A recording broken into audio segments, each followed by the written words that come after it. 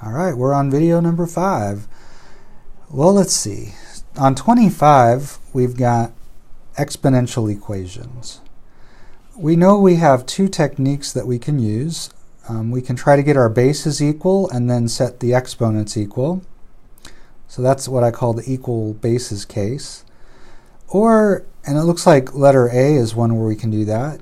Or we may not be able to get our bases equal, and that's where we're going to want to switch forms. And we'll change to log form. So these are all exponential equations. In some cases, we may want to change them to logarithmic equations. So let's look at A. Notice we can write the 9 as 3 squared so that we're able to get the same base on each side. So we have 3 to the 3x is equal to, now when you have a power raised to a power, you multiply the exponents. And here we're going to have to distribute because we're multiplying 2 times the binomial 2x minus 1. So it's going to be 3 to the 2 times 2x power. That would be 3 to the 4x power. And then 2 times a minus 1 is minus 2. So it becomes the 4x minus 2 power. Again, all we're doing is multiplying the 2 with the 2x minus 1, and we have to distribute when we do that. So now notice since our bases are our bases are the same and we're equal, the only way this could be possible is if our exponents are also equal. And so we would set our exponents equal. Let's go ahead and get x on one side only by subtracting by 4x on both sides. Notice we get a minus 1x, or minus x equals negative 2, which means x is 2. It's not hard to check these. If we plug in 2, we have 3 to the 3 times 2 power is equal to 9 to the 2 times 2 minus 1 power. So that's going to be 3 to the 6th is equal to 9 to the 4 minus 1, or third power. 3 to the 6th power is 729, and that's 9 to the 3rd power is also 729, and so it does check. I highly encourage you to check your answers on these, and if you get in the habit of doing that, you're going to have no problems when you're doing the problems on the test. All right, on part B here, I cannot write 36 as 4 to some power. In fact, I can't even go down lower and change both of these so that we have a base of 2 on each side. And so I'm going to have to switch forms. So I would remind you that with an exponential equation, we have a base, an exponent, and what I call an answer. Oops, I'm sorry, I forgot to do that. So I first write log, and it's base 4, and then we write the 4 as a subscript, and then the 36 goes there. That's what we call the answer. And the exponent always goes alone when you're changing to logarithmic form. Remember, a logarithm is an exponent, or represents an exponent. The way we check it is we know that this base to the 2x power is equal to 36. And that's exactly what we have up above. So we can check it by going in reverse to make sure we translated it correctly. So now this is a base 4 log of 36. I can't evaluate that unless I use the change of base formula. So I do the log of the higher number over the log of the lower number, and that's equal to 2x. So we're going to put that into our calculator. Notice though we haven't solved for x here. We need to divide by 2. So you're going to put log of 36 with parentheses around it, divided by the log of 4, again put the parentheses around it, and hit enter, and then divide by 2. And you should get 1.2925. And again, I would remind you these are quite easy to check. We can take 4 to the 2 times 1.2925 power, and when you put that in your calculator, you should see that it does equal about 36. Remember, we're rounding, and so it might not be exact, but it should be very close. All right, so as I look at C, I can see that it's a little bit different than the one we just did on B. We've got an extra number here. with an exponential equation, let me give you an example. Oops, I keep forgetting to do my answer thing here. So 2 to the third power equals 8 is an example of an exponential equation. Again, you have your base, your exponent, your answer. And so you can see that the e is my base, the x plus 1 is my exponent, and the 15 is my answer. The 3 is an extra number. And so it's 3 times e to the x plus 1 power. By dividing both sides by 3, we can get this so that it's an exponential form where we have base, exponent, and answer. So now we can switch to log form. We certainly can't write 5 as a power of e. So it's log base e of 5 is equal to x plus 1. Again, to check it, e to the x plus 1 equals 5. That's exactly what we have above. And so don't forget though, we don't write log base e, we write ln of 5. And so we need to solve for x, so let's subtract 1 on both sides. Now you might be tempted to do 5 minus 1 here, but the 5 is attached to the ln. It all goes together. Natural log of 5 is a number, and we can't mess with that number. And whatever it is, we're going to subtract 1 from it. So just put natural log of 5 into your calculator with parentheses around it, and subtract 1, and you should get your answer. It's 0.6094. And again, let's go ahead and check that answer. It's 3 times e to the 0.6094 plus 1 power. And when we put that into the calculator, you do get 15, and so that answer is a good answer. All right, let's move on to number 26. All right, so we've got to do some things here. We got to find, let's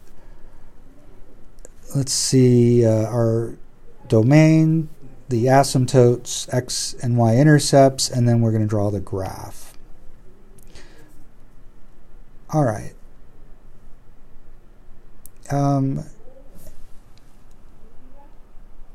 And let's see if I'm missing anything. Let's go ahead and get started here. So for part 1 here, we're going to find the domain. So notice for a here, we want to find the restricted value. Well, if x is -2, we have a problem. That's our restricted value. It causes the denominator to be 0. And so the domain is everything except for -2. So -infinity to -2, union -2 to infinity. Let's see, for part 2, we want to find the vertical asymptote, or any vertical asymptotes. Well, we know wherever we have restricted values, that's where the vertical asymptotes will be. So that would be at x equals -2. So let me go ahead and put that there on the graph. And then we need to find the horizontal asymptotes, if there are any. This is where we look at the degree of the numerator and the denominator. And the degree of the numerator and denominator is 1. And so we'll use the coefficients of x, 3 and 1, 3 over 1. Y is equal to 3 over 1, which means y is equal to 3. So let's go ahead and put that in. Now, one of the things we learned is when we have just one vertical asymptote, we're going to have an arc on each side of the asymptote. I'm expecting to either have an arc here or here, and so we need to find a point to the left of our asymptote there, and the same thing is true on the other side. So that's kind of where we're headed. All right, so let's find the x-intercept next. So we need to let y be 0. Remember, f of x is another name for y. We're going to need to multiply both sides by x plus 2 here. And notice we'll cancel the x plus 2 on the right side. We get 3x plus 12. Again, we have to do it to both sides, but the nice thing is 0 times anything is 0. So we get 3x plus 12 is 0, and we're going to get -4 for x. So when we chose y to be 0, we got -4 for x. That's our x-intercept. I'm going to go ahead and put that on the graph. We need to find the y-intercept. So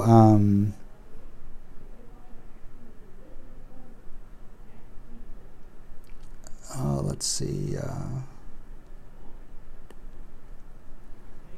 the y-intercept, we're letting x be 0.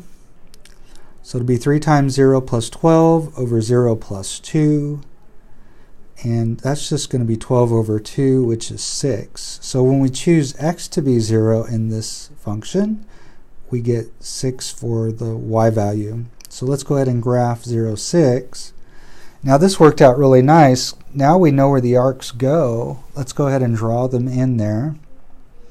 So it's going to go there. We know that these arcs will always approach the horizontal asymptote as x gets really big or small, in this case really small.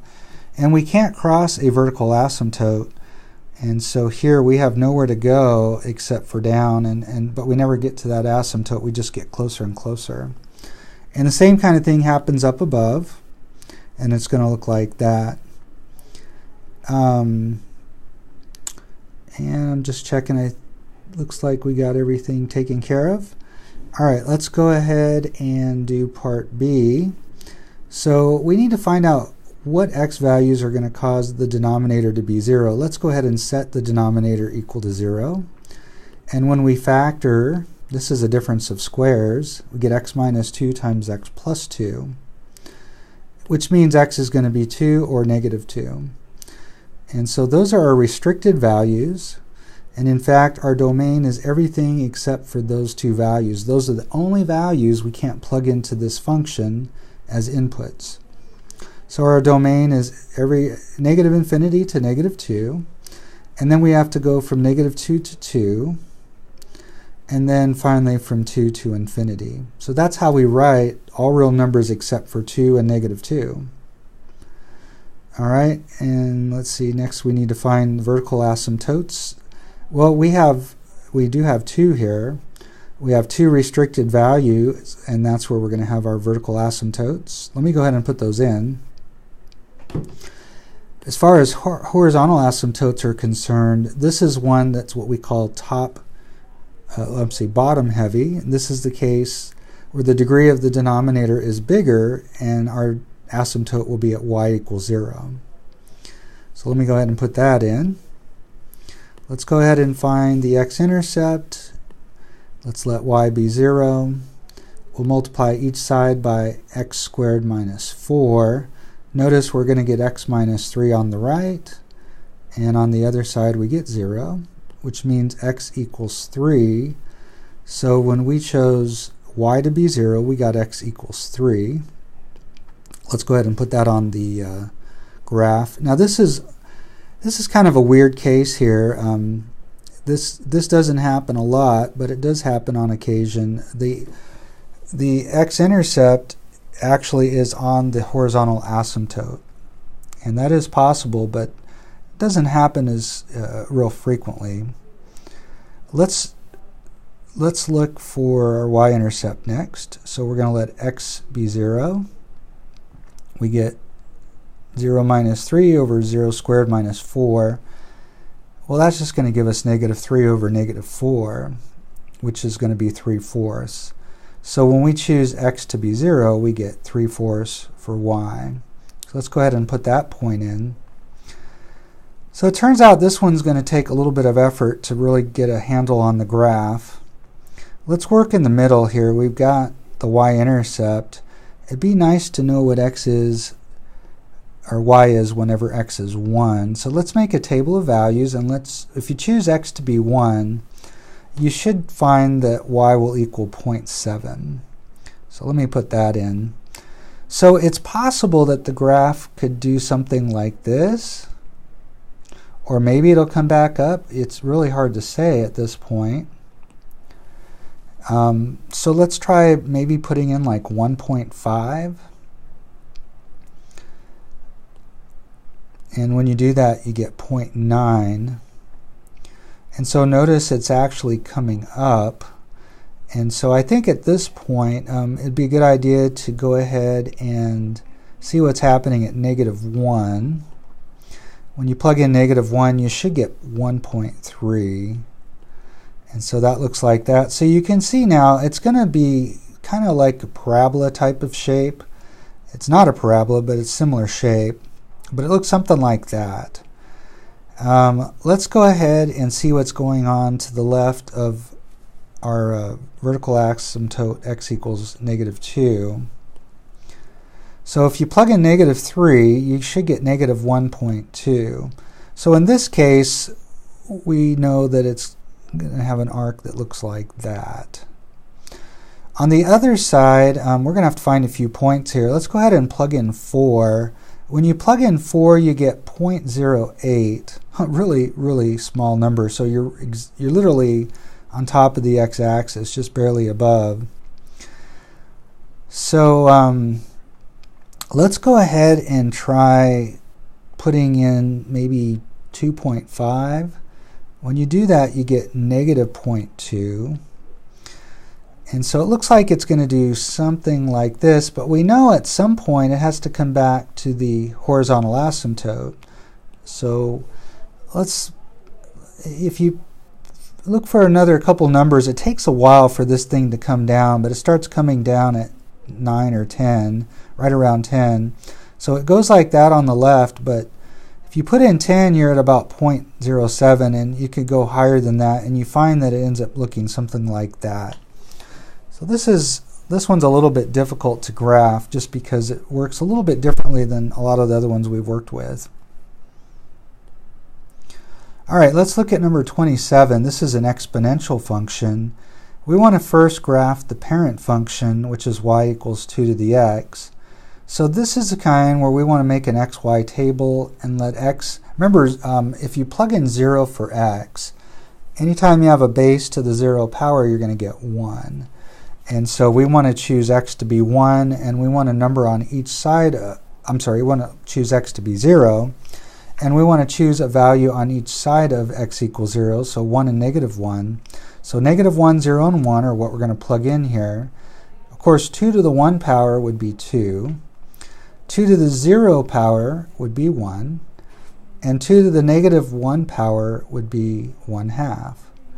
Now we know that these will always be reciprocals, so that's kind of helpful. But once I know the 2, I know the other one's going to be 1/2. So let's go ahead and put those points on the graph. We also know we would have an asymptote at y equals 0. And the graph would look something like that. In fact, anytime we have a base greater than 1 for an exponential function, that's what our parent graph is going to look like. Now here we have a +1, and so we've got to shift everything up 1. So let's move our 3 points up 1. Now notice the horizontal asymptote will have to also rise 1. And so the graph's going to look like that. It's the same exact graph, just everything moved up 1. All right, so the equation of the asymptote here is now going to be y equals 1. I'm sorry, I wrote that wrong. Let me fix that. It's y equals 1. All right, and the domain here is all real numbers. In fact, the exponential function we've discussed a number of times has a domain of all real numbers. X can be anything. Whoops, I'm sorry, I'm hitting the wrong buttons here. All right, so our domain is all real numbers, and you can see that because that asymptote moved up 1, instead of being 0 to infinity, it's going to be 1 to infinity. All right, so on number 28, now we're kind of working in reverse. So we've got to shift this function down 4 units and left 2 units. So let me go ahead and start this. So we know the horizontal shift is caused by a number with the x. So left 2 units, we're going to need to put a +2 in there to make that work. Remember, horizontal shifts work the opposite of what we might expect. And then because of the fact that we're moving it down 4, it'll have a -4 at the back here. Now sometimes students find that by going in reverse and checking it, you can make sure that it's right. So what would be the equation of the new asymptote? Well, you can see up above that if we move horizontally, that doesn't change our asymptote. It's only when we move up or down. So since we move down 4, our asymptote will be down 4 at y equals -4. All right, I'm going to go ahead and stop this video right here.